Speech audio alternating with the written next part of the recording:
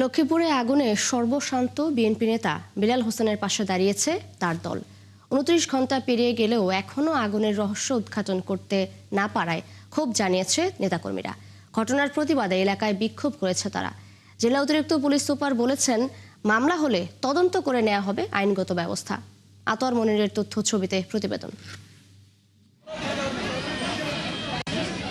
লক্ষ্মীপুরে বিএনপি নেতার বাড়িতে ঘরে তালা দিয়ে আগুন দেয়ায় ঘরবাড়ির সাথে পড়েছে পরিবারের সদস্যরা। তার মধ্যে শিশুকন্যা আয়েশা পুড়ে মারা গেছে। চিকিৎসকরা বলছেন, বেলালের বড় মেয়ে সালমা আক্তারের শরীরের প্রায় ৯০% পুড়ে গেছে। তার অবস্থা আশঙ্কাজনক। স্বজনরা বলছে এটি দুর্ঘটনা নয়, এটি একটি নির্মম হত্যাকাণ্ড। এটা এমন ভাবে দাও দাও করে আগুন লাগছে, ওইখানে 10 মিনিটের ভিতরে বসে গেছে। মানুষের সাথে মানুষের শত্রুতামি থাকতে পারে, পৃথিবীর কোথাও দেখি নাই যে মানুষের শত্রুতামের বিরুদ্ধে মানুষকে পুড়ে আগুন দিয়ে মারতে পারে। এলাকাবাসী এটার সুষ্ঠু তদন্তের মাধ্যমে প্রশাসনের কাছে বিচার দাবি জানাচ্ছি। দলমত নির্বিশেষে সবাই মিলেমিশে যাতে করে এদেরকে ধরে আইনের আওতায় শাস্তিটা দেওয়া যায়। রোববার রাতে পোড়াবাড়ি পরিদর্শন ও পরিবারের খোঁজ খবর নেন বিএনপির সিনিয়র যুগ্ম মহাসচিব রুহুল কবির রিজভী।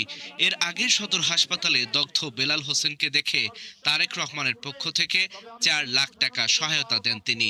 এ সময় রিজভী বলেন, দুষ্কৃতিকারীরা সারা দেশে রক্তপাত করছে, কিন্তু তারা ধরা পড়ছে না। দুষ্কৃতিকারীরা, অপরাধীরা, খুনিরা পার পেয়ে যায়, তাহলে এই সমাজে, এই দেশে অন্ধকার নেমে আসে। হাদির হত্যাকাণ্ড আর বেলালের ঘরে অগ্নিসংযোগ একই সূত্রে গাথা। কেউ না কেউ কলকাঠি নাড়ছে। তারা নির্বাচন চায় না বলে জানান শহীদউদ্দিন চৌধুরিয়ানী। কারণ তারা আজকে চায় না বাংলাদেশে একটা গণতান্ত্রিক ধারা ফিরে আসুক।